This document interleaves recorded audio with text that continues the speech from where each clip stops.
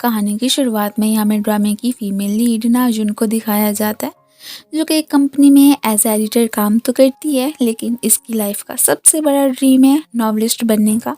हर इंसान के होते हैं ना ड्रीम, लेकिन कोई भी इसके टैलेंट को पहचान ही नहीं पाता है। जहाँ पे काम करती है वहाँ के भी बॉस ने इसके नावल को पब्लिश करने से मना कर दिया था। ये काफ़ी ज़्यादा दुखी लग रही होती है। ऊपर से मॉम भी इसकी फीलिंग्स को नहीं समझती हैं। वो तो यही चाहती हैं कि उनकी बेटी कोई ऐसा काम करे जहाँ पे कि सिर्फ और सिर्फ उन्हें पैसे ही मिलते रहें। इसी बात का ही तो दुख सबसे ज़्यादा नाजुन को होता है कि कम से कम मॉम को मुझे समझना तो चाहिए, बट ना उन्हें तो अपनी बेटी की कोई फिक्र ही नहीं होती है। यही अगर हमारे हीरो की बात करें तो वो एक माहिर साइकाइट्रिस्ट अपने जो भी पेशेंट्स वगैरह आते हैं उनके साथ काफ़ी फ्रेंडली भी हो जाता है। इसके अलावा भी बहुत सारे काम कर लिया करता है। मीन की मशीनरी वगैरह ठीक करनी हो तो वो तो मिनटों में करते हैं। कॉलेज में एज आ लेक्चरर भी काम करने के लिए जाया ही करता है। खैर अगले दिन जैसे ही हम नाजुन उठती है तो उसे पता चलता है कि उसके घर में तो काफ़ी सारी दरारें पड़ रही हैं। ये परेशान हो जाती है कि ओह नो, अब मैं कहाँ रहने के लिए जाऊंगी। खैर एक ओल्ड लेडी तो इसे कह देती है कि जब तक ये ठीक नहीं हो जाता है, वैसे तुम्हारी लाइफ को भी तो खतरा हो ही सकता है कि किसी दिन ऐसे ही खाम ये दीवारें गिरी पड़ी होंगी तुम पे, तब तक के लिए तुम अपना कोई और ठिकाना ढूंढ लो। अब ये परेशानी लग रही होती है कि मैं कहाँ पे रहने के लिए जाऊंगी। दूसरी तरफ ये हमें हमारे ड्रामे के सेकंड मेन लीड जिनको दिखाया जाता है, जो कि एक पायलट है।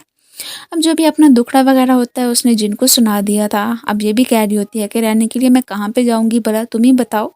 वो कह देते हैं कि चलो क्यों ना आज के दिन हम मिलते हैं, कभी जब फ्री टाइम होगा तो तुम्हारे इस मसले के बारे में भी डिस्कशन कर ही लेंगे। अब हमारा हीरो एक साइको ड्रामा करके अपने पेशेंट को कंसोल करने की ही कोशिश कर रहा था। इसी बीच ही यहीं से जैसे ही हमारी क्यूट सी हीरोइन का गुजर होता है तो वो ये वाला सीन देख के समझ लेती है कि जैसे कि एक गुंडा बदमाश लड़का अपनी गर्लफ्रेंड को तंग करने की कोशिश कर रहा है। इवन कि उसे थप्पड़ भी इसने मार दिए। ऐसे कैसे इसकी हिम्मत हुई। अब उससे कोई भी ना इंसाफी तो बर्दाश्त होती ही नहीं है। फौरन से ही जाके एक जोर का थप्पड़ हमारे हीरो को मार देती है और ऊपर से डांटने भी लगी थी कि क्या तुम्हें पता नहीं है कि अपनी गर्लफ्रेंड के साथ कैसे बात करते हैं, तुम तो बिल्कुल ही बेशर्म हो। वो बेचारा अब जैसे इसे देखता है तो बस देखता ही रह जाता है। ऐसे मानो कि जैसे कि लव एट फर्स्ट साइट होता है, उसे लव एट फर्स्ट किक ही हो गया हो। खैर उसे समझाने की कोशिश करती है कि जैसा तुम समझ रहे हो यहाँ पे वैसा कुछ भी नहीं चल रहा था, लेकिन ना ये कहाँ मानने वाली होती है। ऊपर से उसे भी डांटने ही लगी थी कि देखो तुम्हारा बॉयफ्रेंड तुम्हारे साथ क्या सलूक कर रहा था और तुम यहाँ पे उसका डिफेंस कर रही हो। वो बेचारा इससे पहले कि इसे कुछ भी समझाने की कोशिश करता, वो साइको समझ के दोबारा से इसे हिट कर देती है।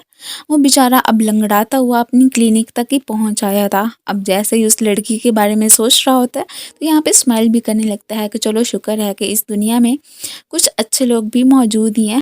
उसे अच्छा लगा था कि उसने कैसे उस लड़की की साइड ली थी।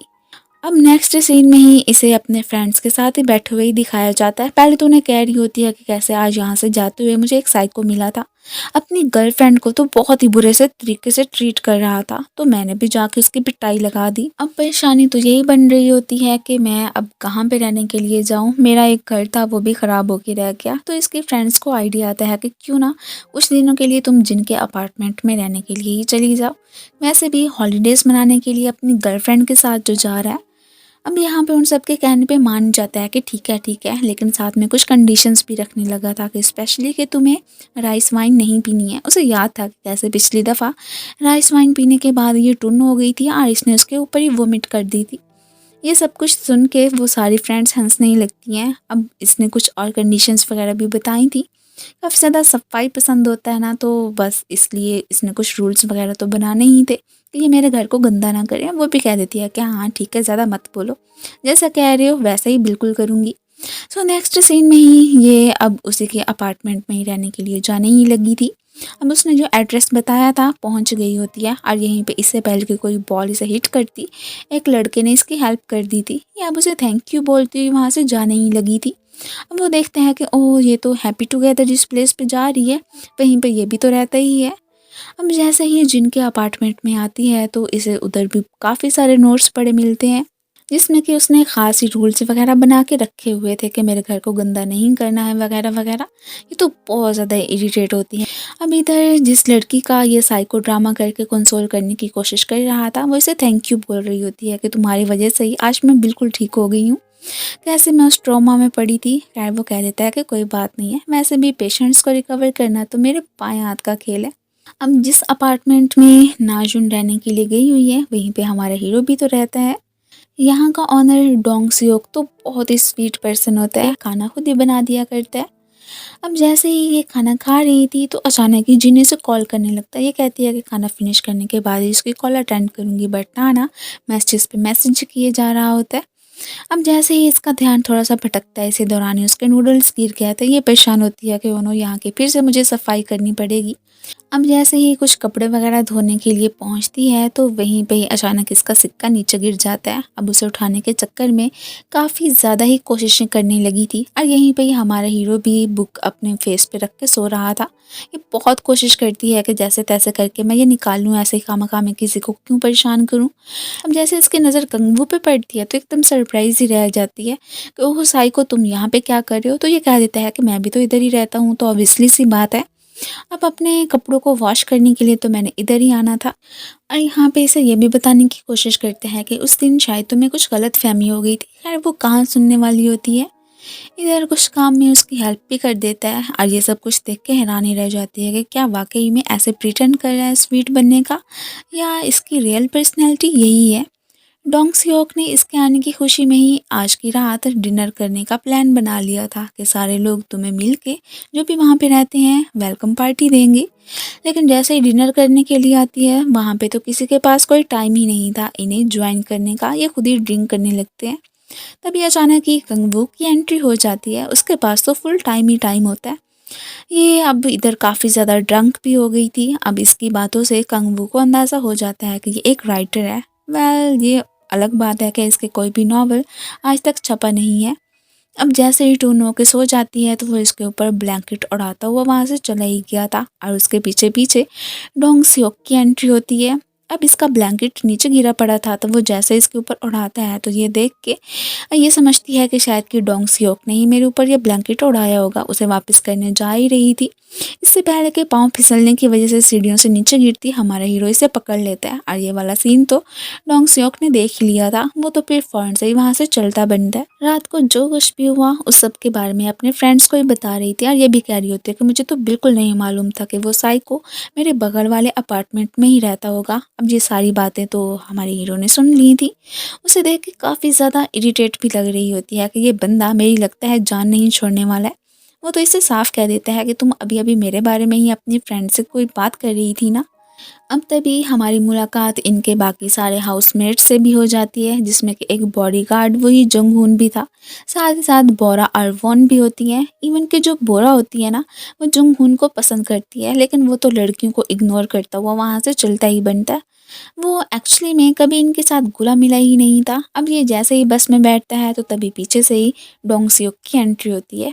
वो तो नाजुन को लिफ्ट देने के साथ साथ ये भी कहने लगा था कि मुझे ऐसा क्यों फील हो रहा है जैसे कि तुम्हारी हम सबसे ज़्यादा सिर्फ और सिर्फ कंगू से ही बनती है। ये कहती है कि हाँ मेरी भला उससे कहाँ बननी थी, आपको कोई गलत फहमी हुई होगी। और अचानक ही इसकी नज़र पड़ती है कि कैसे बस में से कंगू इसी की तरफ ही देख रहा है।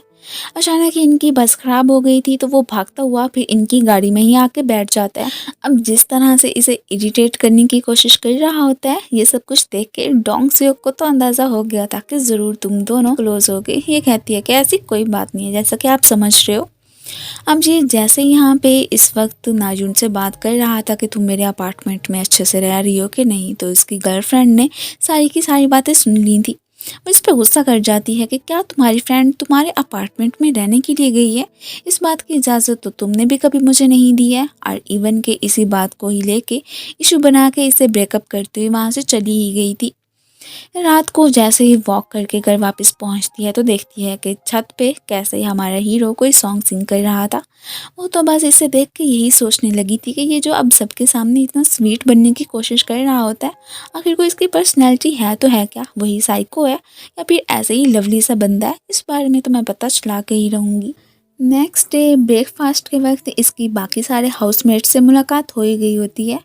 यहाँ पे कंगवू जैसे इसके बगल वाली सीट में आके बैठते हैं तो उसे देख के गुस्से ही हुए जा रही थी। इसी बीच ही इससे तो अपने सारे के सारे काम उल्टे ही हो रहे होते हैं। जंगहून के बताने पे ही इसे कुछ एहसास होता है। खैर थोड़ी सी एम्बेरस भी फील करने लगी थी। जैसे उसे थैंक यू बोलने के लिए उठती है तो इसी बीच ही पानी का एक जग इसके ऊपर ही गिर गया था। पहले तो ये चीखता चिल्लाता है कि ओह नो, बहुत ही ज़्यादा हॉट है, देखो तुमने मुझे जला दिया। और बाद में हंसने ही लगा था कि मैं तो मजाक कर रहा था, एक्चुअली में वो तो ठंडा पानी था। जैसे ये डोंग सियोक की यहाँ पे हेल्प कर रही होती है तो साथ ही साथ उसे वो ब्लैंकेट भी देने ही लगी थी कि उस दिन शायद कि आपने ही ये मेरे ऊपर उड़ाया था ना। खैर उसे क्या ही खबर कि वो ये नहीं बल्कि कंगवू ही था। अगले दिन फिर से एक और कंपनी में अपने नावल को पब्लिश करवाने के लिए ही पहुंची हुई थी, लेकिन वो कंपनी भी से मना कर देती है कि आपको कुछ ज़्यादा ही अप्रूवमेंट की ज़रूरत है। ये अपसेट होती हुई फिर वहाँ से जाने ही लगी थी। अब जैसे इसकी मुलाकात कंगवू से होती है तो वो इससे बात करने के लिए इसके क्लोज जा गया था, ऐसे मानो कि इसे टीज करने में उसे मज़ा आता हो। और ये सीन देख के डोंग सियोक इसे एक बहाने से अपनी गाड़ी में ही लेके आ जाता है। अब वो समझती है कि शायद कि डोंग सियोक मुझे पसंद करने लगा है, इसलिए उसने कंगवू से जान छुड़वाने के लिए मेरी हेल्प की। अब यहाँ पे डोंग सियोक ने तो इसे एक पेन भी गिफ्ट कर दिया था कि मुझे पता है कि तुम एक राइटर हो, वेल जब तुम्हारी कोई बुक पब्लिश होगी तो इसी पेन से मुझे ऑटोग्राफ देना। ये अपने फ्रेंड्स को बताने के साथ साथ काफ़ी ज़्यादा खुश भी लग रही होती है कि वाकई में डोंग सियोक लगता है कि मुझे पसंद करने लगा। वैसे भी हैंडसम भी है, ये तो अच्छी ही बात है अगर वो मेरी लाइफ में एंटर हो जाए। अब हमें पता चलता है कि उसने तो बाकी सारे हाउसमेट्स को भी कोई ना कोई गिफ्ट तो दिया ही होता है। फिर अचानक इसकी मुलाकात उसी साइको ड्रामा वाली लड़की से हो जाती है। अब वो इसकी सारी मिसअंडरस्टैंडिंग क्लियर करती है कि वो तो मेरा साइकाइट्रिस्ट था जिसे कि तुमने मेरा बॉयफ्रेंड मान लिया। खैर हाँ, उसने मुझे कोई भी थप्पड़ नहीं मारा था बल्कि ऐसे ही प्रिटेंड कर रहा था, तुमने भी उस बेचारे को गलत ही समझ लिया और बेचारे को खामखा में मार भी दिया। और ये सब कुछ कहने के बाद ही वो तो वहाँ से चली गई थी और ये काफ़ी ज़्यादा अपसेट दिख रही होती है कि ओ नो, इसका मतलब है कि मैंने कंगवू को गलत समझ लिया था, क्या मुझे इस बात के लिए उससे माफ़ी मांगनी चाहिए। अब जैसे ही डोंगसियोक से कोई बात करने के लिए आई थी, अब उसे पता चलता है कि वो तो शादीशुदा है और बहुत जल्दी अपनी पहली वाइफ से डिवोर्स भी लेने वाला है। उनके बीच कोई मसले मसाइल चल रहे थे और एक्चुअली में वो तो यहाँ पे रहने वाले सभी लोगों को ही लाइक करता है, स्पेशली इसे कोई ख़ास ट्रीटमेंट नहीं दे रहा था। और उसका दिया हुआ ब्लैंकेट भी वापस करने लग गया था कि उस दिन कंगू ने ही तुम्हारे ऊपर उड़ाया था, मैंने नहीं, अगर हो सके तो उसे ही जाके वापस करना। अब यहाँ पे रहने वाले लोगों की लाइफ पे ही इसने अब एक नावल लिखना स्टार्ट कर दिया था। ये समझ रही होती है कि अब की बार तो पक्का मेरा नावल अप्रूव हो जाएगा और पब्लिश भी। अब यही सोच रही होती है कि कंगवू को जाके मैं उसका ये वाला ब्लैंकेट कैसे वापस करूँ। अब तभी अचानक ही कंगवू डोर ओपन कर देता है कि तुम मुझसे यहाँ पे कुछ कहने के लिए आई थी क्या। इतने में ही जिनकी भी एंट्री हो गई थी, मीन के वो अपनी गर्लफ्रेंड के साथ ही हॉलीडेज़ मना के वापस आ गया था। अभी फ़िलहाल इसे नहीं बताता है कि मेरा तो मेरी गर्लफ्रेंड के साथ अभी ब्रेकअप हो गया था और रीज़न कोई और नहीं बल्कि यही होती है। ये तो कह देती है कि अगर तुम अपने अपार्टमेंट में आराम से रहना चाहती हो तो रह सकते हो, मैं कुछ और ढूंढ लेती हूँ घर वगैरह। वो मना कर देता है कि नहीं नहीं, बल्कि हम दोनों फ्रेंड्स हैं ना, तो तुम यहाँ पे आराम से रह सकती हो जब तक कि तुम्हें कोई अपने लिए न्यू घर नहीं मिल जाता है। ये भी फाइनली मान ही गई थी। रात को जैसे ही नीचे सो रही होती है तो वो इसे उठा के बेड पे लिटा देता है। अब जिस तरह से वो प्यार से इसे देख रहा होता है, ऐसे मानो कि जैसे कि वो अपनी फ्रेंड को ही पसंद करने लगा हो। अब ये यहाँ पे कुछ दिनों के लिए जिनके साथ ही रहने वाली थी, इस सब के बारे में बाकी हाउसमेट्स को भी बता देता है। वो भी कह देते हैं कि हाँ कोई बात नहीं है, वैसे भी अच्छी फ्रेंड है तो उसके साथ रह सकती है, हमें क्या एतराज़ हो सकता है। अब साफ़ सफाइयाँ वगैरह करने में तो जिन इसकी हेल्प कर देता है, बस कुछ लॉन्ड्री का सामान दे के इसने भेज दिया था कि धो के फिर वापस आ जाना। ये तो इधर सो रही होती है, हमारा हीरो तो इसे सोते हुए बड़े प्यार से ही देखने लगा था और स्माइल भी करता है। इससे पहले कि ये नीचे गिरती फ़ौरन से आके अपना शोल्डर भी दे देता है। मशीन की आवाज़ सुन के इसकी तो आंख खुली गई थी। अब जैसे ही एक ब्लैंकेट को झाड़ने के लिए इसे दिक्कत हो रही होती है तो हमारा हीरो इसकी हेल्प करने के लिए आ जाता है। इसी बीच ही गलती से उसकी तो इसके साथ किस भी हो गई थी। अब एम्बैरेस फील करते हुए फ़ौरन से साइड पे हो जाती है। अब अगले दिन इसकी फ्रेंड को इसकी एक हेल्प की ज़रूरत पड़ जाती है कि क्या तुम प्लीज़ आ सकती हो, बस एक राइटर यहाँ पे आई हैं, उनके ऑटोग्राफ्स लेने हैं आप लोगों ने। वो भी मान ही गए थे। अब इधर ही इसके अपने एक पुराने फ्रेंड से भी मुलाकात हो ही गई थी, मीन के कभी इसने इसे चीट किया था एक नॉवल को लेके ही। इसकी उससे बिल्कुल भी नहीं बनती है। इनके बीच मज़ीद कोई बात होती, ऊपर से ही जिन ने आके बात को संभाल लिया था और वहाँ से लेकर चला भी जाता है। अब ये सारा कुछ तो कंगू ने भी देख ही लिया था, वो तो इसे घूरता हुआ साइड पे ही चला गया था। अब जिस बड़े प्यार से ये देख रही होती है कि कैसे देखो इस राइटर से कितने ज़्यादा फैंस हैं और ऑटोग्राफ भी लेने के लिए आए हैं। हमारा हीरो तो इसे भी एक राइटर कह कर ही बुलाता है, तो सबकी नज़र इस पे जमी ही रह गई थी कि क्या सच में ये भी एक राइटर है। और ये सब कुछ देख के नाजुन के फेस पे तो स्माइल ही आ गई थी। अब रात को अपने उसी पुराने फ्रेंड का इंटरव्यू जैसे ही देख रही होती है तो अचानक ही कंगू के बुलाने पे डर जाती है। इसे इरिटेट करने का वो तो कोई भी मौका से जाने ही नहीं देता। अगली सुबह जैसे ही जिन कोई एक्सरसाइज कर रहा होता है तो तभी नाजुन की आंख खुली गई थी और वो कह देती है कि तुमसे तो कुछ अच्छा हो ही नहीं पाता है, मैं अभी तुम्हें करके दिखाती हूँ ना कि कैसे करते हैं। अब जैसे ही वो इसके क्लोज आती है तो ये सब कुछ देख के ना जिनकी हार्ट बीट तो काफ़ी ज़्यादा ही फास्ट हो गई थी। ऐसे मानो कि दिन ब दिन ही उसके दिल में अपनी फ्रेंड को लेके फीलिंग्स तो बढ़ती ही जा रही थी। फ़ौरन से ही एक्सक्यूज़ करता हुआ वहाँ से चलता बनता है। अब अगले ही दिन ये नोट करती है कि जैसे कि जंगहून भी चोरी चोरी इसका एक शॉर्ट नॉवल ही पढ़ रहा है और स्माइल भी कर रहा था। इसे काफ़ी ज़्यादा अच्छा लगता है। दोनों एक बस में ही सवार होते हैं और यहीं पे ही एक झटका लगने की वजह से इससे पहले कि ये नीचे गिरती जंगहून इसे पकड़ लेता है। दोनों काफ़ी क्लोज भी आ गए थे। ये तो बाहर आके शाई फील करने लगी थी और ब्लश भी करती है और फिर सोचने भी लगी थी कि ये मुझे क्या हो रहा है। पहले तो ये सारे फ्रेंड्स उसे वेलकम पार्टी नहीं दे सके थे, लेकिन हाँ अब की बार इकट्ठे होके खूब सारी मस्तियाँ भी करने लगते हैं। इसे तो कोई ड्रिंक करने ही नहीं दे रहा होता। नाजुन काफ़ी ज़्यादा सरप्राइज़ होती है। खैर यहाँ पे काफ़ी सारी ड्रिंक्स ख़त्म भी हो गई थी। वो लोग मिलके रॉक पेपर सीज़र खेलते हैं कि जो भी हारेगा उसे ज़रूर ड्रिंक्स लेने के लिए जाना पड़ेगा।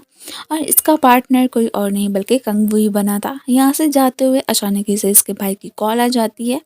एक्चुअली में इसके डैड की तबीयत बहुत ज़्यादा ख़राब थी और वो आखिरी दफ़ा अपने बेटे से मिलना चाहते थे, लेकिन ये तो मिलने से साफ मना कर देता है कि मैंने तो समझा था कि पता नहीं क्या ख़ास बात हो गई है कि तुमने मुझे बुला लिया। इसकी अपने बाप से बिल्कुल नहीं बनती है। एक्चुअली में ये समझता है कि मेरी मॉम की डेथ सिर्फ और सिर्फ डैड की वजह से ही हुई थी, बस इसी वजह से ही उनसे आज तक हेट करता आया है। अब ड्रिंक्स वगैरह लेने की बजाय वैसे ही घर वापस आ जाते हैं। अब ये उससे पूछने की कोशिश तो करती है कि वो बंदा कौन था, लेकिन वो कुछ भी नहीं बताता है। ऐसे ही घर पे आके अपनी मॉम की फ़ोटो को देख के काफ़ी ज़्यादा अपसेट ही दिख रहा था। अगले दिन जैसे ही नाजुन को एक कंपनी से कॉल आती है कि हम तुम्हारे नावल को पब्लिश करना चाहते हैं, तो ये काफ़ी ज़्यादा ही खुश हो गई थी और फ़ौरन से ही जाके जिन को भी बताती है। इसकी लाइफ का तो सबसे बेस्ट मोमेंट होता है।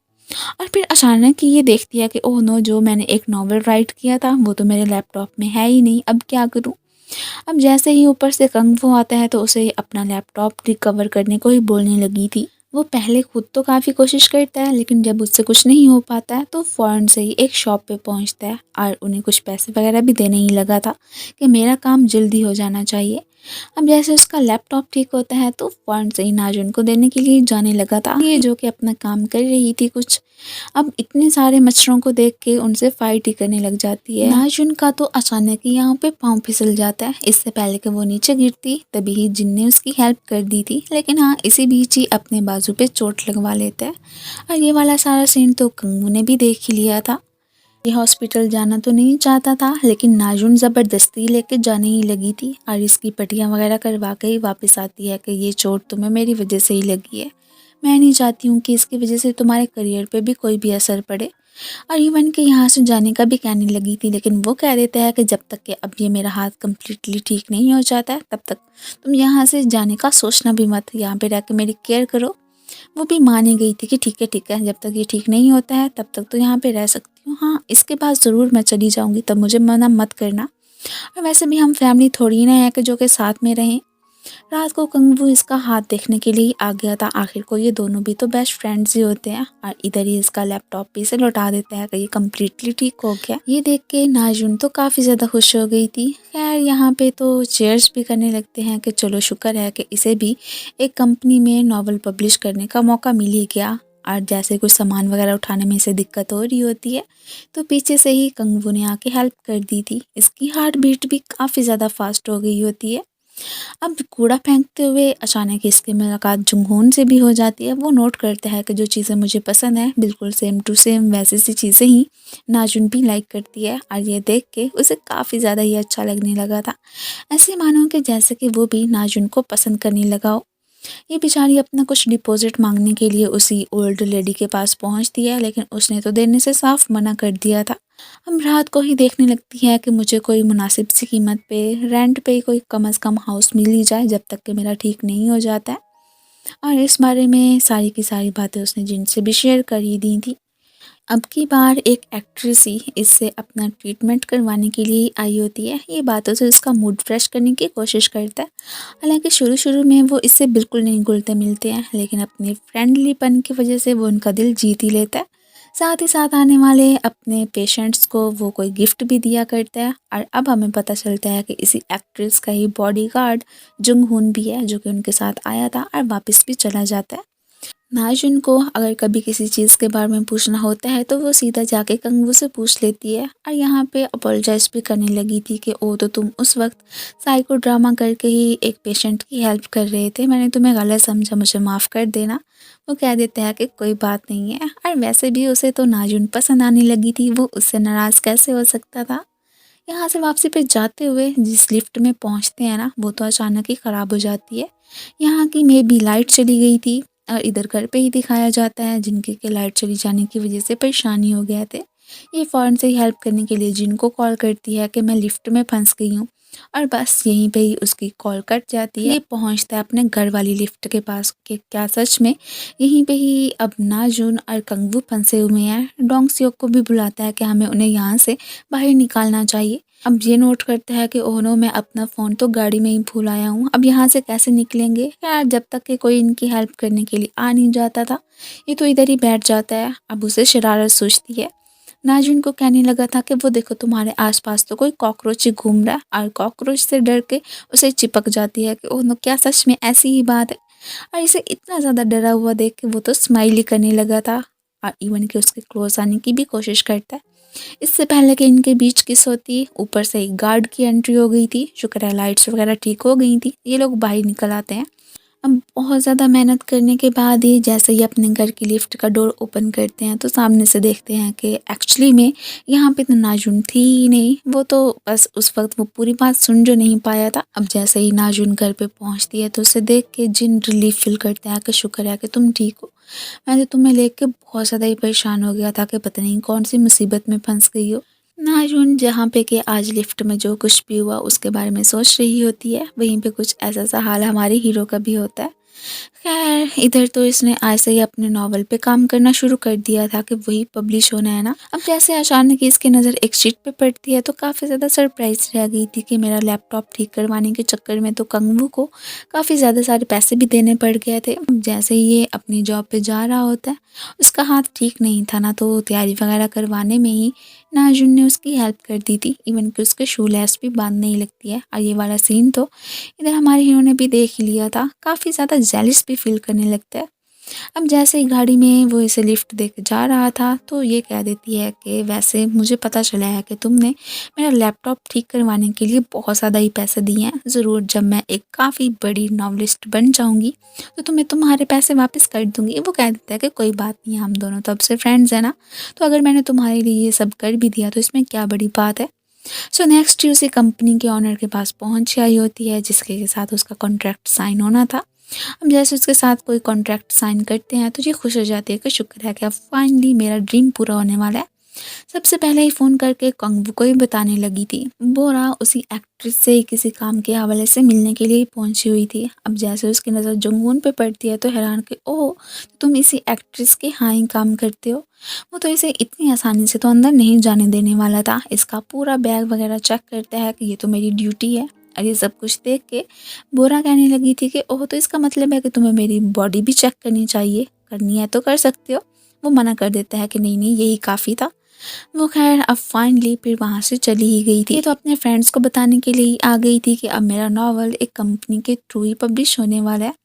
और स्पेशली कि आज की रात खाने पे मैं कंगू के साथ भी जाने ही वाली हूँ। और ये सब कुछ सुन के उसकी फ्रेंड्स तो उससे छेड़ने ही लगती हैं कि इसका मतलब है कि तुम अपनी फर्स्ट डेट पे जा रही हो, ज़रूर तुम्हारे और कंगू के बीच कुछ न कुछ तो होगा ही सही। खैर ये उनको इग्नोर करके फ़ौरन से कंगू के पास पहुँच आई थी। बार बार उसका भाई उसे कॉल कर रहा होता है, ये पिक नहीं करने वाला था, लेकिन इधर ये कह देती है कि नहीं, तुम्हें अपनी कॉल ज़रूर सुननी चाहिए, हो सकता है कि इमरजेंसी हो। अब जैसे ये कॉल उठाता है तो सामने से इसका भाई फिर से अपने डैड को आके देखने को ही बोलने लगा था कि वो तुमसे कोई बात करना चाहते हैं, लेकिन ये मना करके कॉल ही डिस्कनेक्ट कर देता है कि मैंने एक दफ़ा कह दिया कि मैंने उनसे नहीं मिलना है तो बस नहीं मिलना है।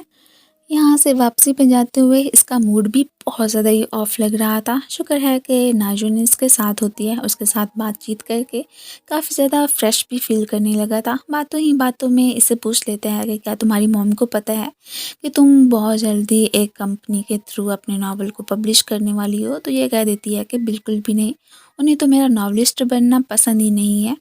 खैर वो चाहती हैं कि मैं वो वाली जॉब करूं जहां से कि पैसे मिलें। खैर कोई बात नहीं है, हम दोनों माँ बेटी के बीच ये आर्ग्यूमेंट्स तो होते ही रहते हैं, लेकिन मुझे इतना पता है कि मैं उनसे बहुत ज़्यादा लव करती हूँ। अब अचानक जैसे ही कंगफू उसके हाथ के ऊपर अपना हाथ रखता है तो ये सरप्राइज ही रह गई थी। खैर फिर फ़ौरन से ही उसे बेस्ट ऑफ लक कहने लगा था कि तुम अपना बेस्ट दे सकती हो और ये कर सकती हो, मुझे यकीन है कि एक ना एक दिन ज़रूर तुम बहुत बड़ी राइटर बनोगी। घर पे आके थोड़ी-सी परेशानी लग रही होती है कि आखिर को अपनी उस बुक में मैं कौन-सी फ़ोटो दूँगी। तो तभी जिन आ जाता है कि तुम्हें इस बात की टेंशन लेने की ज़रूरत नहीं है।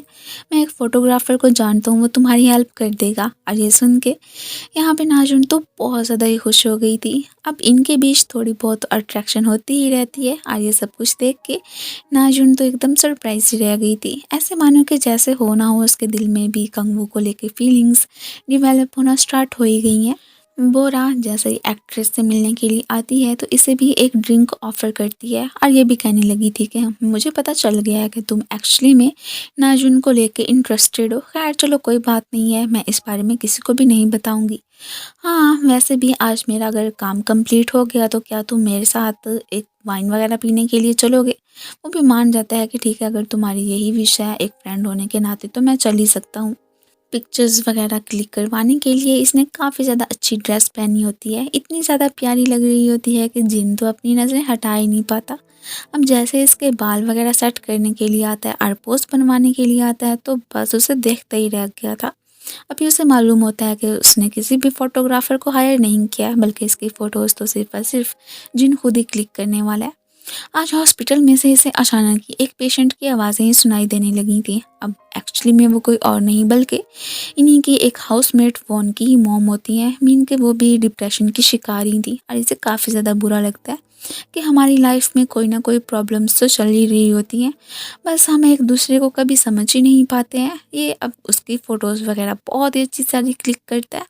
ये हेल्प मांगती है कि मैं कौन से सिलेक्ट करूं, तो कंगू तो कहने लगा था कि ये तो सारी की सारी प्रीटी हैं, मैं तुम्हें क्या बताऊं कि आखिर को तुम कौन सी सिलेक्ट करोगी। वॉन ने इस मिलने के लिए बुलाया था, वो यही कह रही होती है कि वैसे मेरी मॉम की जो हालत है उसके बारे में मैंने किसी को भी नहीं बताया हुआ है। ये अब उसे परेशान देख के तसल्ली ही देने लगा था और इसका ये गेस्चर वॉन को तो बहुत ज़्यादा ही पसंद आता है, ऐसे मानो कि जैसे कि वो इसे पसंद करने लगी हो।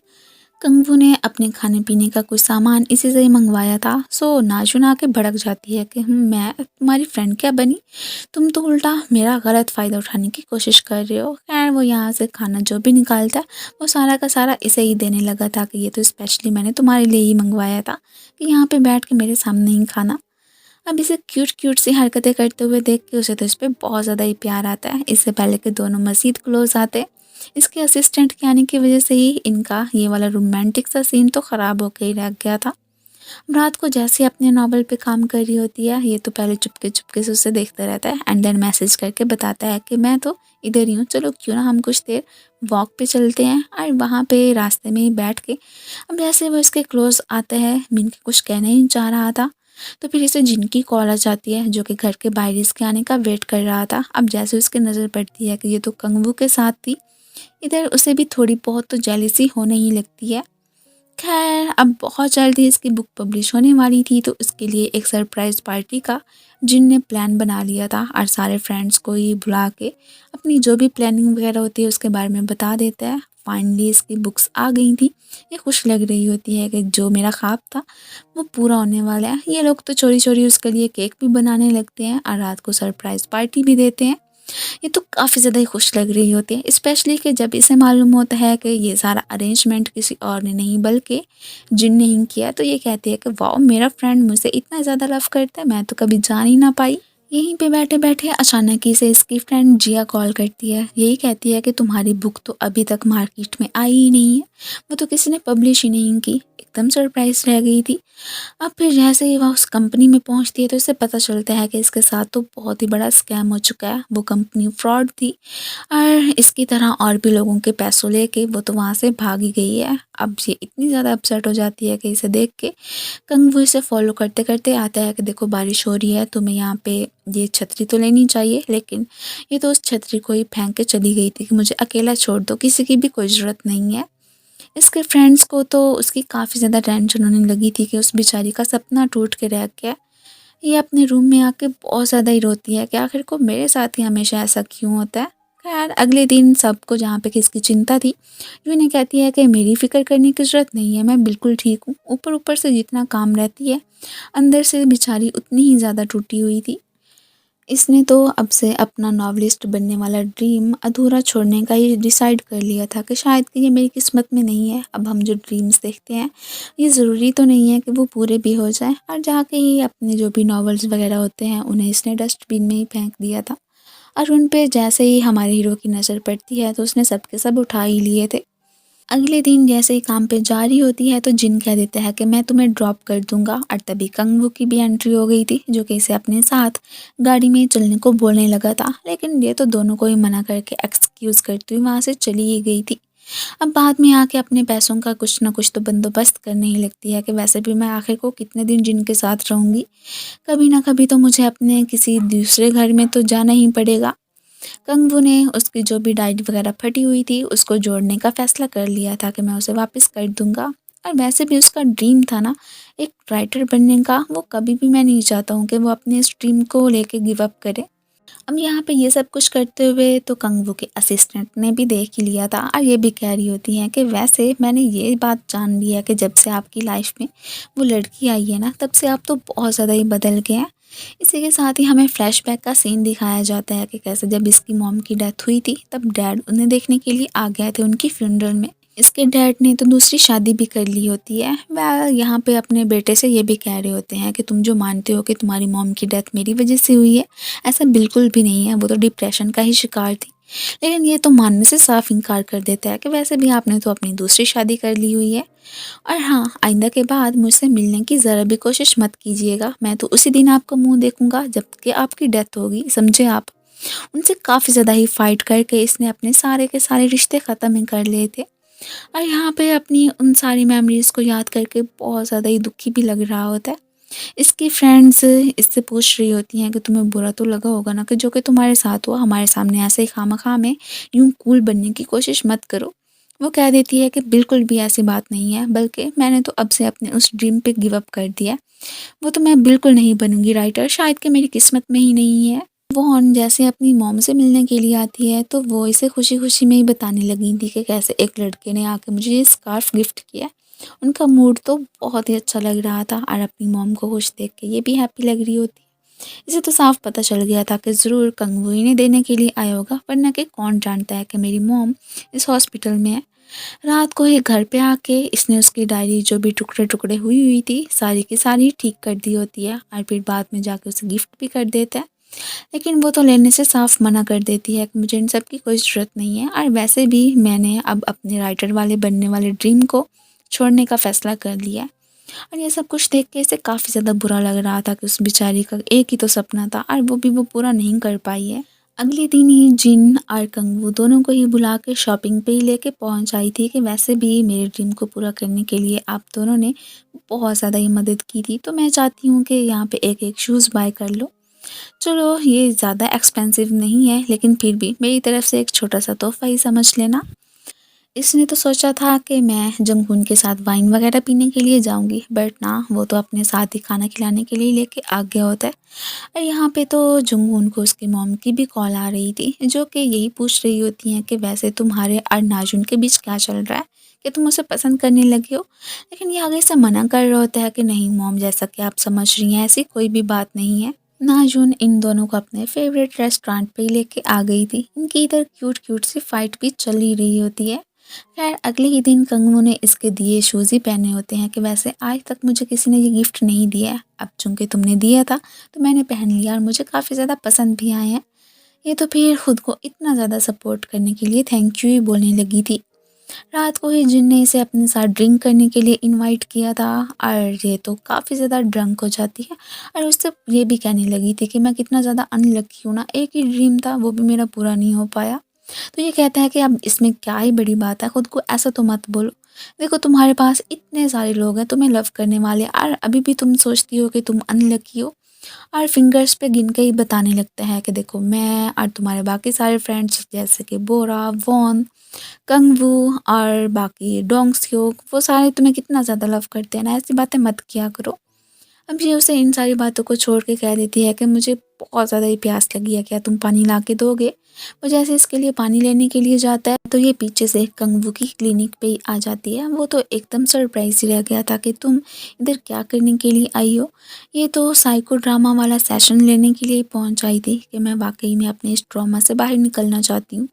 ये इधर हैरान था कि अभी तो मैं नाजुन को इधर छोड़ के गया था, फिर वो जा तो जा कहाँ सकती है। फाइनली इनका सेशन स्टार्ट हो ही गया होता है। अब ये उसे ही फ्रॉड वाला बंदा समझ के गुस्सा करने लगी थी कि तुमने मेरे ड्रीम को ख़राब करके रख दिया, ऐसे कैसे कर सकती हो तुम मेरे साथ। अब वो वही फ्रॉड वाला बंदा ही बन के इससे यही कहने लगा था कि देखो हमारा तो काम ही यही है क्योंकि हमें इससे पैसे मिलते हैं। लेकिन हाँ, बाकी सारे नॉवलिस्ट की निस्बत मुझे तुम्हारे नॉवेल्स बहुत ज़्यादा ही पसंद आए थे। एक ना एक दिन ज़रूर तुम अपने इस ड्रीम को पूरा कर पाओगी और दुनिया की सबसे बेस्ट नॉवलिस्ट बनोगी। अब ये सब कुछ सुन के नाजुन तो बहुत ज़्यादा इमोशनली हो गई थी। कंगफू की थेरेपी की वजह से ही अब बहुत ही बेटर महसूस कर रही होती है। अब वो सब कुछ याद करने के बाद इमोशनल भी हो गई थी। वो ना सिर्फ इसके आंसू साफ करता है बल्कि इसके क्लोज आके इसे किस भी करने ही लगा था। और ये सब कुछ देख के इसे तो अंदाज़ा हो जाता है कि हो ना हो कंगू मुझे पसंद करने लगा है। खैर जैसे ही घर पे पहुंचते हैं तो सामने से ही जिन इनके आने का वेट कर रहा था और इसका हाथ पकड़ के जाने ही लगता है कि हर दफ़ा तुम कंगू के साथ ही क्यों वापस आती हो। और इन्हें ऐसे देख के इसे तो बहुत ज़्यादा ही जेलसी हो रही होती है। इवन कि उनसे पूछ भी लेता है कि माना कि तुम दोनों बेस्ट से भी बेस्ट फ्रेंड्स हो, क्या ऐसे हाथ टच करना सही है? ये तो फ़ौरन से ही अपना हाथ उससे छुड़ा लेती है। अब जिनके अपार्टमेंट में रहने के लिए उन्हीं की एक फ्रेंड आर्यम की एंट्री हो गई थी। एक्चुअली में उसकी अपने पेरेंट्स के साथ थोड़ी बहुत लड़ाई हो गई होती है और इनसे इजाज़त ही मांग रही थी कि क्या मैं कुछ दिनों के लिए इधर रह सकती हूँ। तो जिन भी क्या कहता, एक अच्छा फ्रेंड होने के नाते उसे इजाज़त दे देता है। फिलहाल तो खुद तो रहने के लिए कंगू की प्लेस पे ही आ गया था और वो भी मना नहीं कर पाता है। दोनों ही फिर साथ में बेड शेयर करके सोने ही लगे थे। आर्यम की तो बाकी सबसे भी फ्रेंडशिप हो ही गई थी। उसे तो यहाँ का इन्वायरमेंट बहुत ही ज़्यादा अच्छा लगता है। अब जैसे ही सबको मालूम होता है कि आज का ब्रेकफास्ट तो स्पेशली कंगवू ने नाजुन के लिए ही बनवाया है, तो ये सब कुछ देख के एकदम सरप्राइज से रह गए थे। अब सबको भी तकरीबन थोड़ा थोड़ा तो फील होने ही लगता है कि जैसे कि हो ना हो डॉक्टर छा कंगवू अब नाजुन को पसंद करने लगा है। वो इन दोनों फ्रेंड्स को लिफ्ट देने की बात करता है। यही चाहता था कि नाजुन उसके साथ फ्रंट सीट पे बैठे, बट उससे पहले ही जिना के बैठ जाता है। इनकी थोड़ी बहुत तो लड़ाई चलती ही रहती है। ये जैसे ही काम करने के लिए आर्यम के कैफ़े पहुंचती है तो ये भी पीछे पीछे से आ ही गया था और जिस तरह से उसे प्यार से देख रहा होता है, ये सब कुछ तो इधर आर्यम ने नोट कर ही लिया था। अब फ़ौरन से उसके ग्लासेस उतार के यही कहने लगा था कि मैं कब से यहाँ पे बैठा हूँ कि तुम मुझसे कोई बात करो, बट ना, इतनी ज़्यादा बिजी हो क्या। खैर अचानक ही उसे एक पब्लिशर की कॉल आ जाती है जो कि इसकी स्टोरी को ही पब्लिश करना चाहते थे, लेकिन ये फ़िलहाल उन्हें कोई भी रिस्पांस नहीं देती है। अभी भी इसके दिमाग में वही स्कैम वाली बातें चल रही थी कि हो ना हो ये लोग भी मेरे साथ कुछ ऐसा ही करेंगे। कंगवू के पास तो अपनी कंसल्टेशन लेने के लिए वॉन भी अक्सर आया ही करती है और इसी की वजह से ही वो ना सिर्फ अपनी मॉम को संभाल पाती है बल्कि खुद को भी काफ़ी ज़्यादा ही बेटर फील करने लगी थी और से थैंक यू भी बोल रही होती है। ये दोनों तो अब बास्केटबॉल मैच खेलने के लिए ही आ गए थे, ऐसे मानो कि जैसे कि यहाँ पे लड़ाई ही कर रहे हो। दूसरी तरफ ही आज कोइंसिडेंटली बोरा की मुलाकात जुंगहुन से हो गई थी। वो तो इसके साथ फ्रेंडशिप भी करना चाह रही होती है लेकिन ये उससे थोड़ा दूर दूर ही रहता है। वो कह देती है कि कोई बात नहीं है, लेकिन हाँ, तुम चाहे मानो या ना मानो मैं तो हर हाल में एक ना एक दिन ज़रूर तुम्हारा दिल जीत के रहूँगी। इधर ये दोनों जैसे ही फाइटिंग कर रहे थे, ये सारा सीन देख के डोंग सियोक कहता है कि तुम दोनों कब सुधरोगे, ऐसे बच्चों की तरह क्यों लड़ रहे हो। यहाँ पे हम बास्केटबॉल मैच खेलने आए थे, ना कि रेसलिंग करने। इन्हें कुछ चोट वगैरह भी लग गई थी, उसके बाद खुद को मरहम पट्टी भी कर रहे होते। अब वो इसे साफ साफ कह देता है कि मैं नाजुन को बहुत ज़्यादा ही पसंद करता हूँ, माना कि वो मेरी बचपन की फ्रेंड है, लेकिन हाँ उसको लेके मेरे दिल में फीलिंग्स हैं और एक ना एक दिन ज़रूर मैं उसे अपने लव की कन्फेशन कर लूँगा। और यहाँ पे कंगवू भी कहता है कि हाँ तो मैं भी तो नाजुन को पसंद करता हूँ, चलो क्यों ना फेयरली कम्पीट किया जाए। अब जिसे भी यहाँ पे नाजुन ने एक्सेप्ट किया, बस वो सिर्फ और सिर्फ उसी की ही होगी, वो भी फ़ौरन से ही मान जाता है कि हाँ ठीक है। इधर आर्यम डोंगसियोक के ही एक लाइब्रेरी पहुंच आई थी, उसे तो बहुत ही अच्छा लगने लगा था डोंगसियोक। वो भी उसके दिल में अपनी जगह बनाने ही चाह रही होती है। बहुत सोचने समझने के बाद ही इसने फैसला कर लिया था कि क्यों ना एक दफ़ा अपनी स्टोरी को शाया कर ही दिया जाए। वो पब्लिशर साहब तो इसे मिलने के लिए ही पहुंच आए होते हैं। अब डील वगैरह करने के बाद जैसे ही वहाँ से जाता है तो कंगवू की भी एंट्री हो ही गई थी। वो इधर इसका हाथ तो पकड़ना चाह रहा होता है वापसी पे, लेकिन कोई बहाना तलाश कर रहा था कि कैसे पकड़ूं। फिर इसके साथ एक गेम खेलने को कहता है, जिसमें कि ऑब्वियसली सी बात है हमारा हीरो जीत ही गया था। और फिर बदले में वो इसे अपना हाथ पकड़ने को बोलता है, वो भी यहाँ पे पकड़ ही लेती है। ये तो फ़ौरन से ही उसके हाथ पे किस भी कर लेता है। एंड देन छोड़ ही नहीं रहा होता, बड़ी मुश्किलों से कहने के बाद ही वो इसे अपना हाथ छुड़ाती है और घर पे आके ब्लश भी करने लगी थी। उसे तो अब पक्का यकीन हो गया था कि कंगवू मुझे पसंद करने लगा है, पता नहीं अपने लव की कन्फेशन कब करेगा मुझसे। ये भी तो उससे लव करने लगी थी। अगले ही दिन वॉन इसके लिए गिफ्ट लेके पहुंची होती है और फिर उसे इसके साथ तो बातें करके काफ़ी ज़्यादा अच्छा भी फील होता है। अब तो उसने भी डिसाइड कर लिया था कि एक ना एक दिन ज़रूर अपने दिल की जो भी बात है मैं इसे शेयर कर ही पाऊँगी। और दूसरी तरफ ही नाजुन के लिए जिन कोई गिफ्ट लिए फिर रहा होता है और जिस प्यार से उसे देख रहा होता है, और उसके क्लोज भी आके इनडायरेक्टली ये तो कहने लगा था कि मैं तो हमेशा ही तुम्हारे साथ अपनी इस फ्रेंडशिप को कायम रखना चाहता हूँ। ये काफ़ी ज़्यादा सरप्राइज तो होती है, लेकिन उसकी बातों पे कोई ख़ास तवज्जो नहीं देती है। अब दोनों ही उससे कहने लगे थे कि तुम जब तक चाहो हमारे जो वो भी अपार्टमेंट है उसमें रह सकती हो, तुम्हें कोई भी दिक्कत नहीं होगी। हम दोनों ने तो कुछ टाइम एक साथ में बिताने का फ़ैसला कर दिया। आखिर को मेरी और कंगवू की फ्रेंडशिप जो हो चुकी है, ये सुन के ही अब नाजुन खुश हो जाती है। चलो इस तरह से मुझे लिखने का और मौका मिल गया। अब इसे 30 एपिसोड से लिख के उन कंपनी को भेजनी थी, तो इसी तरह से ही इसका एक नॉवल कंप्लीट हो जाना था। ये तो बहुत ज़्यादा ही खुश दिखाई दे रही होती है। क्या नेक्स्ट ही वॉन साहिबा इससे मिलने के लिए पहुंच आई थी। अब की बार तो पक्का वो इससे अपने लव की कन्फेशन के बिना यहाँ से नहीं जाने वाली होती हैं। पहले तो ये उसे बताने लगी थी कि जब मैं इस प्लेस पे पहुंची थी तो उस वक्त फ़र्स्ट मुलाकात मेरी सिर्फ और सिर्फ आपसे ही हुई थी। ऐसे मानो कि मुझे आपसे उस वक्त फ़र्स्ट साइट लव ही हो गया हो। दूसरों से कैसे बात करनी है वो सिर्फ और सिर्फ मुझे आपकी वजह से ही इतना कॉन्फिडेंस मिला था। तो क्या आप मुझे एक चांस दे सकते हैं, मैं सच में आपको बहुत ज़्यादा ही पसंद करने लगी हूँ। और ये सारी बातें तो पीछे खड़ी नाजुन भी सुनी रही होती है। ये तो अब उसे साफ ही मना कर देता है एंड देन डायरेक्टली बताने भी लगा था कि मैं तो एक्चुअली में नाजुन को पसंद करता हूँ। अब ये सारी बातें तो नाजुन ने सुन ही ली थी। बेचारी वॉन तो बहुत ज़्यादा ही इमोशनल हो गई थी। खैर फिर भी वो इससे कंसल्टेशन वगैरह करवाने के लिए डेली आ ही जाया करती है और ये भी कहती है कि तुमने क्या समझा था कि रिजेक्शन के बाद मैं यहाँ पे आना छोड़ दूँगी, ऐसा बिल्कुल नहीं होगा। कम से कम ये दोनों फ्रेंड्स तो थे ही सही। और इसी बात पे ही कंगवू भी अग्री करता है कि हाँ ठीक है। इसे अब अपनी बुक के लिए एक न्यू पिक्चर्स चाहिए होती हैं, तो वो भी इसके साथ ही जाने लगा था।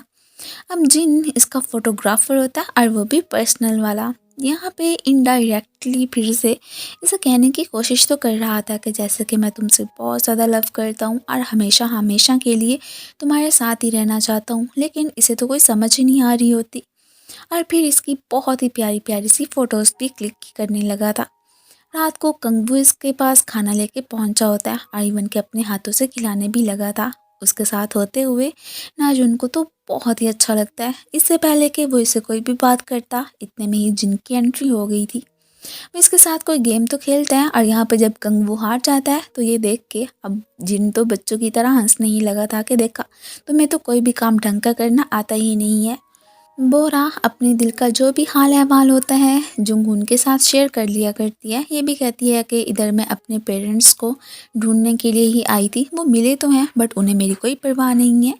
वो तो अपने न्यू बच्चों के साथ बहुत ज़्यादा खुश हैं। चलो कोई बात नहीं है, आप लोग तो मेरी लाइफ में आए हो ना।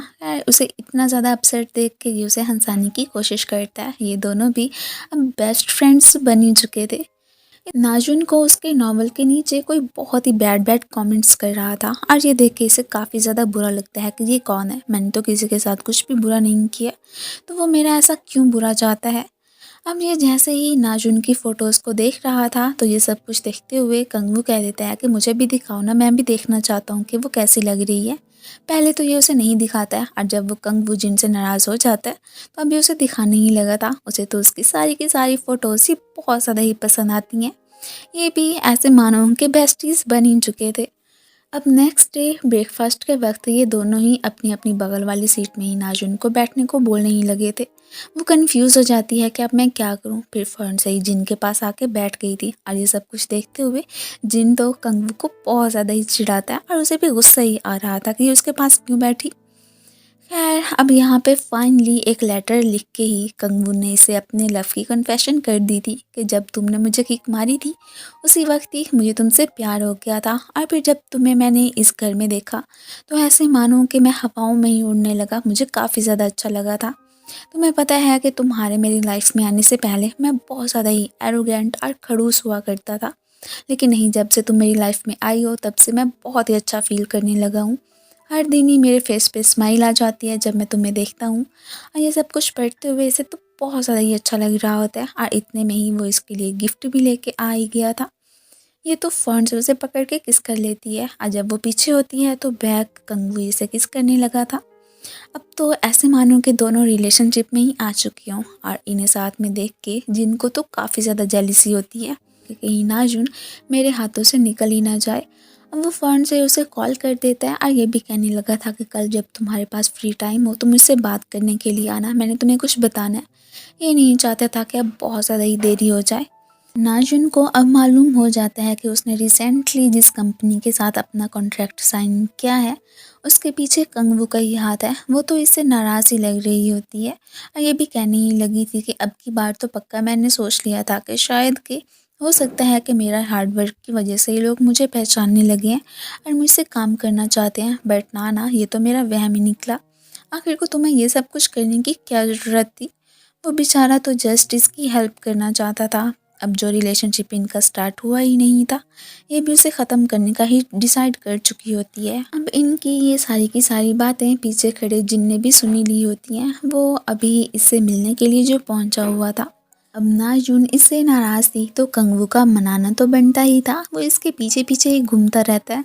वह साथ ही साथ अपोलोजाइज़ भी करने लगा था कि कम से कम एक दफ़ा मुझे तुमसे वो पूछ तो लेना चाहिए था, प्लीज़ मुझे माफ़ कर दो। बट ना अभी फ़िलहाल तो ये उसे बिल्कुल नहीं माफ़ करने वाली होती है। ये तो अपना कॉन्ट्रैक्ट भी वापस करने के लिए ही पहुंच आई थी, बट अगला पर्सन कह रहा था कि देखें, माना कि कंगवू ने हमें आपको रेकमेंड किया था, लेकिन अब आपकी जो भी काम वगैरह था उसी को देखते हुए हम तो आपके साथ कॉन्ट्रैक्ट करने के लिए माने थे ना, वरना कि हम क्यों ही मानते। प्लीज़ एक दफ़ा हमारी इस ऑफ़र को दोबारा से सोचिए। अब रात को इससे बात करने के लिए और इसका मूड फ्रेश करने के लिए ही जिन ने ही खाने पे बुलाया होता है। जिस तरह से वो इसका ख्याल रख रहा होता है इसे काफ़ी ज़्यादा अच्छा लगता है। दोनों खूब सारी मस्तियाँ करते हैं और साइड पे लाने के बाद ही फाइनली वो इसे अपने लव की कन्फेशन कर ही लेता है कि मैं अब पूरी ज़िंदगी ही तुम्हारे साथ ऐसे ही रहना चाहता हूँ और फ़िलहाल तो ये भी कहने ही लगता है कि तुम्हें अभी रिप्लाई करने की ज़रूरत नहीं है, कुछ टाइम ले सकती हो, उसके बाद ही जवाब दे देना, जो भी तुम्हारा जवाब होगा मैं एक्सेप्ट कर लूँगा। घर पे आके जैसे ही देखती है कि इसके नॉवल के नीचे फिर से बहुत सारे ही बैड कमेंट्स आ रहे थे। अब आखिर को वो पर्सन कौन है इसके बारे में तो इसने पता चलाने का डिसाइड कर ही लिया होता है। इसे मनाने के लिए फिर से ही कंगू पहुंच आया होता है और अब की बार उसे हंसाने में कामयाब हो ही जाता है।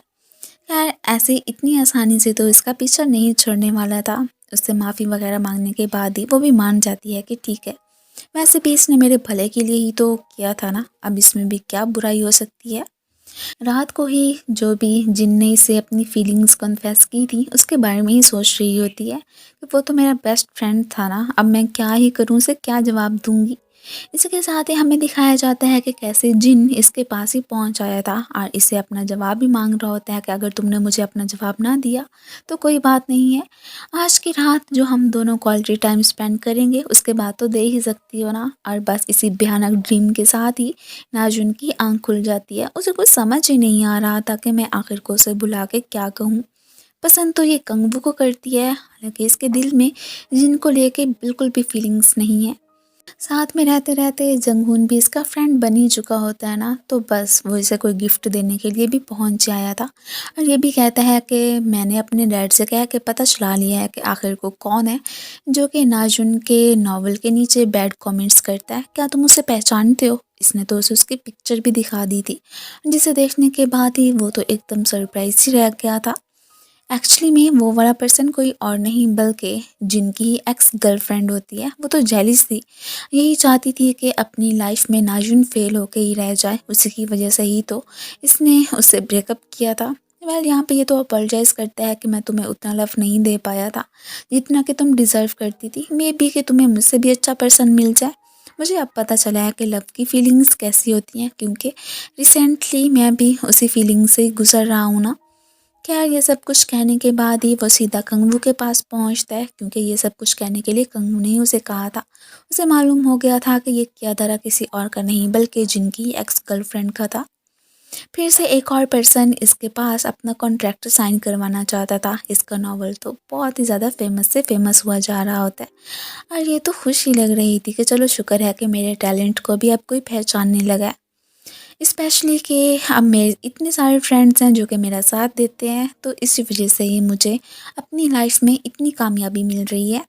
फ़ौरन से कॉल करके कंगवू को बता दिया और उसके साथ सेलिब्रेट भी करना चाहती थी, लेकिन अचानक ही कंगवू को हॉस्पिटल से कॉल आ जाती है। इसके डैड तो बेहोश हुए थे और उन्हें तो होश आ ही नहीं रहा था।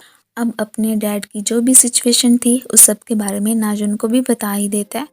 पहले तो वो किसी के सामने अपनी फीलिंग्स यूँ शेयर नहीं किया करता था। अब नाजुन कह देती है कि एक दफ़ा तो तुम्हें अपने डैड से मिलने के लिए हॉस्पिटल ज़रूर जाना चाहिए। वो भी इसके साथ ही आई थी और यहाँ पे डैड को इतनी बुरी कंडीशन में देख के इसे अब अफसोस होने लगता है। चलो जो भी था, बचपन में तो उन्होंने इसका अच्छे से ख्याल रखा था ना। अब इसकी मॉम की डेथ डिप्रेशन में ही हुई थी, सो अब वो अपने डैड को तो ब्लेम नहीं कर सकता था। अब उसके दिल में भी अपने डैड को लेके जज़्बात उभरने ही लगे थे। उसने माफ़ कर दिया था कि जो पास्ट में हुआ सो हुआ। अब उस बात को अना का मसला तो नहीं बनाना चाहिए। नाजुन को उसकी मॉम कॉल करके हमेशा ही तंग किए ही रखती हैं। इस बेचारी को खामखाम ही बातें ही सुनाने लग गई थी और ये सब कुछ तो कंगू ने भी देख ही लिया था। अब ये उसे बताने लगती है कि कैसे डैड की डेथ के बाद इसकी मॉम ने दूसरी शादी कर ली। हालांकि उनके बच्चे भी हैं, उनके साथ खुश भी हैं, फिर भी पता नहीं क्यों उनकी मेरे साथ नहीं बनती है। बस मेरे डैड के हमेशा मुझे ताने ही दिया करती हैं। इसे अपसेट देख के वो ना सिर्फ इसे कंसोल करने की कोशिश करता है बल्कि ये भी कहने ही लगा था कि तुम्हें टेंशन लेने की ज़रूरत नहीं है, अब से तो मैं हूँ ना तुम्हारे साथ। अब फाइनली वक्त आ गया था, ये खुद से मिलने के लिए जिन को बुलाती है और उसे कह देती है कि मैंने हमेशा तुम्हें एक फ्रेंड की नज़र से ही देखा है, क्या हम हमेशा फ्रेंड रह सकते हैं। मेरे दिल में तुम्हें लेके कोई भी ऐसी फीलिंग्स डेवलप हुई ही नहीं है। वो बेचारा ये सुन के काफ़ी ज़्यादा अपसेट तो हो जाता है, लेकिन क्या ही कह सकता था। कह देते हैं कि ठीक है, हम दोनों वैसे ही फ्रेंड्स रहेंगे, लेकिन हाँ अगर कभी कंगू ने तुम्हें तंग करने की कोशिश की तो तुम मेरे पास लौट सकती हो, समझी तुम। एंड देन बड़े ही प्यार से फिर उसे देखने भी लगा था, वो भी खुश हो जाती है। कंगू रात को जैसे ही अपने डैड से जुड़ी चीज़ों को देख रहा होता है तो यहाँ पे थोड़ा बहुत इमोशनल भी हो गया था कि कैसे बचपन में डैड इससे बहुत ज़्यादा लव करते थे। उनका बस एक ही ड्रीम था कि बड़े होकर ये एक अच्छा इंसान बने। और ये सारी बातें सुनने के बाद ही इमोशनल भी हो जाता है। अब तो उसने पक्का पक्का अपने डैड को माफ़ करने का डिसाइड कर ही लिया था। अगले दिन जैसे उनसे मिलने के लिए पहुंचा होता है तो यहाँ पे अब डैड को होश आ ही जाता है। वो तो अपने बेटे का बड़े ही प्यार से हाथ पकड़ लेते हैं और उनके साथ ही हम इन दोनों को ही खुश दिखाया जाता है।